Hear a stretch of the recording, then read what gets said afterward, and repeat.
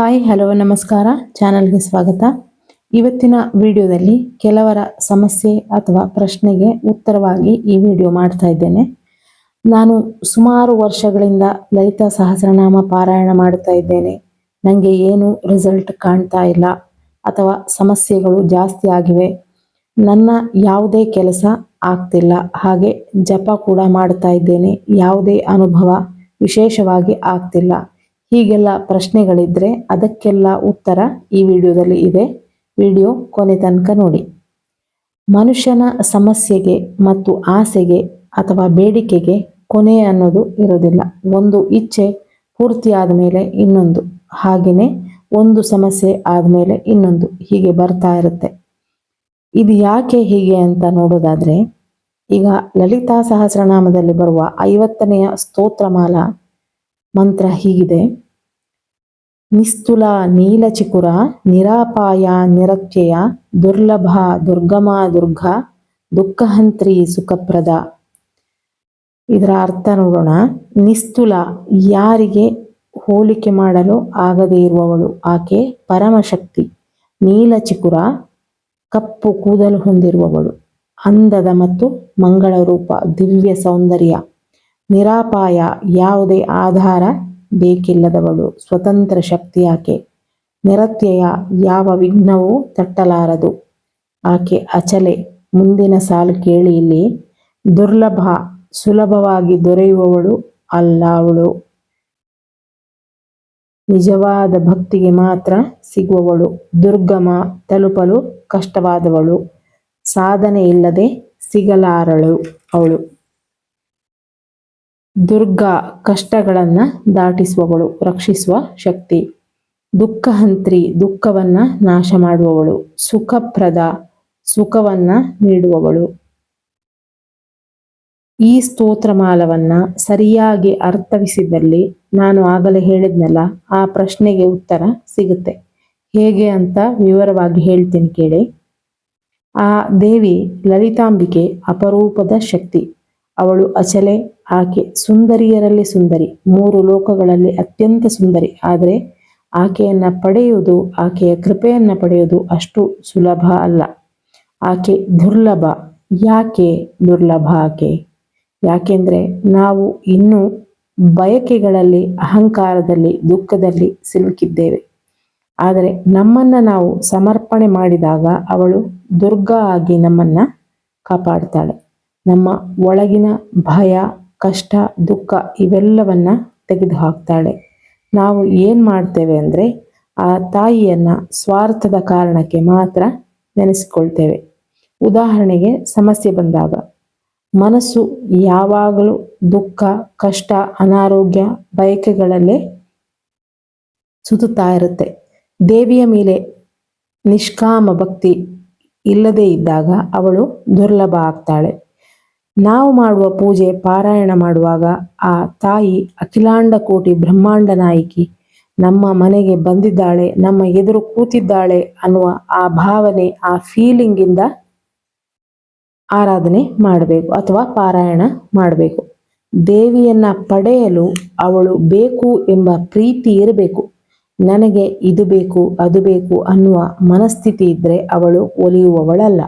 ಹಾಗಾದ್ರೆ ಇಲ್ಲಿ ಒಂದು ಪ್ರಶ್ನೆ ಬರುತ್ತೆ, ಹಾಗಾದ್ರೆ ನಮ್ಮ ಕಷ್ಟ, ನಮ್ಮ ಬೇಡಿಕೆ ಆ ತಾಯಿಯಂತ್ರ ಹೇಳದೆ ಇನ್ಯಾರಲ್ಲಿ ಹೇಳೋದು ಎಂಬುದಾಗಿ ಪ್ರಶ್ನೆ ಬರುತ್ತೆ. ಆದರೆ ಏನು ಗೊತ್ತಾ, ನಮಗೆ ಇರುವ ಸಮಸ್ಯೆ, ಬೇಡಿಕೆ ಅಥವಾ ಕಷ್ಟಗಳನ್ನು ಹೇಳ್ತಾ ಇದ್ರೆ ನಮ್ಮ ಮನಸ್ಸು ಅದರ ಸುತ್ತವೇ ಸುತ್ತುತ್ತಾ ಇರುತ್ತೆ. ಉದಾಹರಣೆಗೆ, ನನಗೆ ಒಂದು ಒಳ್ಳೆ ಜಾಬ್ ಆಗಬೇಕು ಅಥವಾ ನನ್ನ ಅನಾರೋಗ್ಯ ಸರಿಯಾಗಬೇಕು ಅಂತ ನಾವು ಸಮಸ್ಯೆಗಳನ್ನು ಹೇಳ್ತಾ ಇದ್ದಾಗ ಅದು ಏನಾಗುತ್ತೆ ಅಂದರೆ, ನಮ್ಮ ಮನಸ್ಸು ಆ ಸಮಸ್ಯೆಯ ಸುತ್ತ ಅಥವಾ ಬೇಡಿಕೆಯ ಸುತ್ತ ಸುತ್ತುತ್ತಾ ಇರುತ್ತೆ. ಇದು ನಾನು ಹೇಳೋದಲ್ಲ, ಸೈಕಾಲಜಿಯಲ್ಲಿ ಹೇಳುವಂತಹ ವಿಚಾರ. ಹಾಗಾಗಿ ಅದಕ್ಕೋಸ್ಕರ ಈ ಥರ ಮನಸ್ಥಿತಿಯಿಂದ ಹೊರಗಡೆ ಬಂದು ಆಕೆಯನ್ನ ಆರಾಧಿಸಬೇಕು. ಹೇಗೆ ಅಂತ ಹೇಳ್ತೀನಿ ಆಮೇಲೆ. ದುರ್ಗಮ, ದೇವಿಯನ್ನ ತಲುಪುವುದು ಒಂದು ಸರಳ ದಾರಿಯಲ್ಲ. ಅದಕ್ಕೆ ಬೇಕಾಗಿರುವುದು ನಿಯಮಿತ ಸಾಧನೆ, ತಪ, ಮನಸ್ಸಿನ ಶುದ್ಧತೆ. ನಾವು ಬೇಗ ಫಲ ಬೇಕು ಅಂತ ಬಯಸ್ತೇವೆ, ಆದರೆ ದೇವಿಯ ದಾರಿ ಅಂತರಂಗ ಶುದ್ಧಿಯ ಮೂಲಕವೇ ಸಾಧ್ಯ. ಸಾಧನೆ, ಸಮಯ, ಶ್ರಮ, ಶ್ರದ್ಧೆ ಇವೆಲ್ಲದರಿಂದ ಆಕೆ ಸಿಗುವ ದಾರಿ ಸುಲಭ. ನಾವು 1 ತಿಂಗಳು ಪಾರಾಯಣ ಮಾಡಿದ್ವಿ, ಏನೂ ಚೇಂಜಸ್ ಬರ್ತಿಲ್ಲ ಅಂತ ಕೆಲವರ ಯೋಚನೆ ಇರುತ್ತೆ.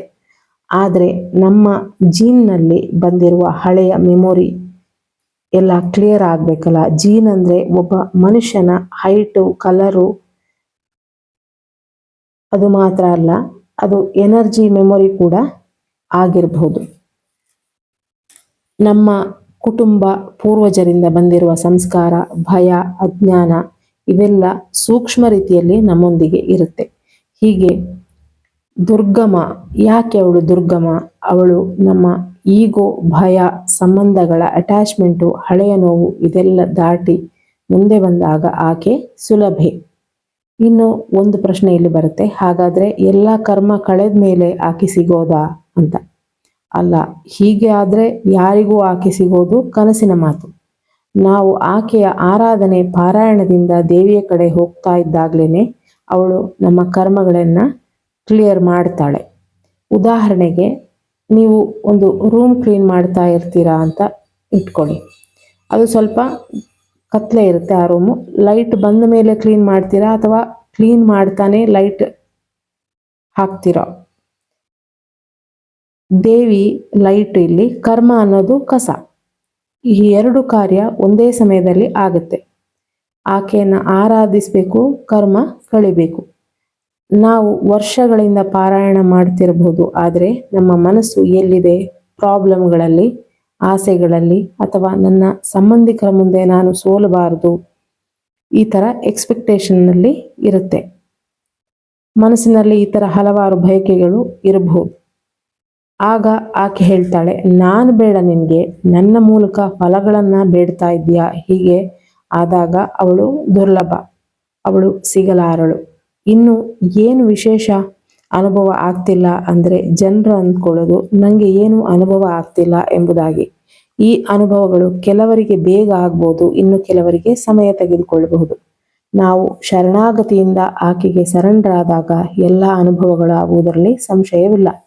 ನೀನೇ ಎಲ್ಲ, ನಿನ್ನ ಬಿಟ್ಟರೆ ಇನ್ನೊಬ್ಬರಿಲ್ಲ ಅನ್ನುವ ಭಕ್ತಿ ಭಾವನೆ, ಶರಣಾಗತಿ ಇದ್ದಾಗ ನಾವು ಏನು ಕೇಳೋದು ಬೇಕಾಗಲ್ಲ, ಬೇಡಿಕೆ ಇಡೋದು ಬೇಕಾಗಲ್ಲ. ಆಕೆಯ ಕೃಪೆ, ಆಕೆಯ ಪ್ರೀತಿಗೋಸ್ಕರ ಅಂತ ಮಾಡಿದಾಗ ಆಕೆಯ ಪ್ರೀತಿ, ಕೃಪೆ ಜೊತೆ ನಿಮ್ಮ ಬೇಡಿಕೆಗಳು ಈಡೇರುತ್ತೆ. ಒಬ್ಬರಿಗೆ ಬೇಗ, ಇನ್ನೊಬ್ಬರಿಗೆ ಸ್ವಲ್ಪ ಲೇಟ್ ಆಗ್ಬೋದು, ಆದರೆ ಈಡೇರುವುದು ಶತಸಿದ್ಧ.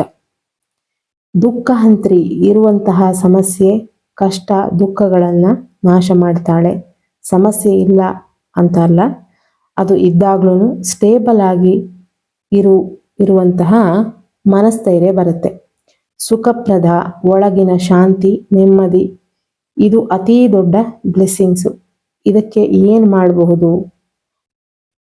ಲಲಿತಾ ಸಹಸ್ರನಾಮ ಪಾರಾಯಣ ಮಾಡುವಾಗ ಫೀಲಿಂಗ್ ಜೊತೆ ಪಾರಾಯಣ ಮಾಡಬೇಕು. ಭಾವನೆ ಮುಖ್ಯ ಆಗುತ್ತೆ ಇಲ್ಲಿ. ಭವಾನಿ ಭಾವನಾಗಮ್ಯ ಅಂತ ಬರುತ್ತೆ ಲಲಿತಾ ಸಹಸ್ರನಾಮದಲ್ಲಿ. ಪ್ರತಿ ನಾಮದ ಅರ್ಥ ತಿಳಿದಾಗ ಇನ್ನೂ ಡೀಪ್ ಆಗಿ ಕನೆಕ್ಷನ್ ಬೆಳೆಯಲು ಸಹಾಯವಾಗುತ್ತೆ. ಆಕೆಯ ನಿಜವಾದ ಕೃಪೆಯಾದಾಗ ಒಳಗಡೆಯಿಂದ ನಮ್ಮ ವ್ಯಕ್ತಿತ್ವವೇ ಬದಲಾಗುತ್ತೆ. ಕೋಪ ಕಡಿಮೆ ಆಗುತ್ತೆ, ಭಯ ಕಡಿಮೆ ಆಗುತ್ತೆ, ನೆಮ್ಮದಿ ಹೆಚ್ಚಾಗುತ್ತೆ. ಇದೆಲ್ಲ ಆಕೆಯ ಕೃಪೆ. ಮತ್ತೆ ಇನ್ನೊಂದು ವಿಚಾರ, ನನ್ನ ಈ ಬೇಡಿಕೆ, ನನ್ನ ಈ ಸಮಸ್ಯೆ, ನನ್ನ ಈ ಬಯಕೆ ಈಡೇರಬಹುದಾ ಅಂತ ಡೌಟ್ ಪಡ್ತಾ ನೀವು ಯಾವ ಜಪ ಮಂತ್ರ ಪಾರಾಯಣ ಮಾಡಿದ್ರೂ ಅದು ವರ್ಕ್ ಆಗೋದಿಲ್ಲ. ಹೀಗೆ ತೋರಿಕೆಯ ಭಕ್ತಿಗೆ ಆಕೆ ದುರ್ಲಭ. ಅದೇ ಶರಣಾಗತಿಯ ಭಕ್ತಿ ಇದ್ದಾಗ ಆಕೆ ದುಃಖಹಂತ್ರಿಗೆ ಸುಖಪ್ರದ. ಹೀಗೆ ಅವಳು ಯಾವ ರೀತಿ ನಾವು ಅವಳನ್ನು ಒಲಿಸ್ಕೋಬೇಕು ಅಂತ ಅನ್ನೋದನ್ನ ಈ ಒಂದು 50ನೇ ಸ್ತೋತ್ರಮಾಲಾ ಮಂತ್ರದಲ್ಲಿ ಹೇಳಿದ್ದಾರೆ. ಅದನ್ನ ಯಾಕೆ ಅವಳು ದುರ್ಲಭ ಅಂತ ಅಂದರೆ, ಬೇಗ ಸಿಗುವವಳಲ್ಲ ಅವಳು. ಅವಳ ಸಾಧನೆ, ಅವಳ ಜಪ, ಅವಳ ಪಾರಾಯಣ ಈ ಥರ ಮಾಡ್ತಾ ಇದ್ದಾಗ, ಆ ಭಾವನೆಯಿಂದ, ಆ ಫೀಲಿಂಗಿಂದ ಮಾಡಿದಾಗ ಖಂಡಿತ ಆಕೆ ಸಿಗ್ತಾಳೆ ಅಂತ ಹೇಳ್ತಾ ಮುಂದಿನ ವಿಡಿಯೋದಲ್ಲಿ ಸಿಗ್ತೀನಿ. Thank you for watching.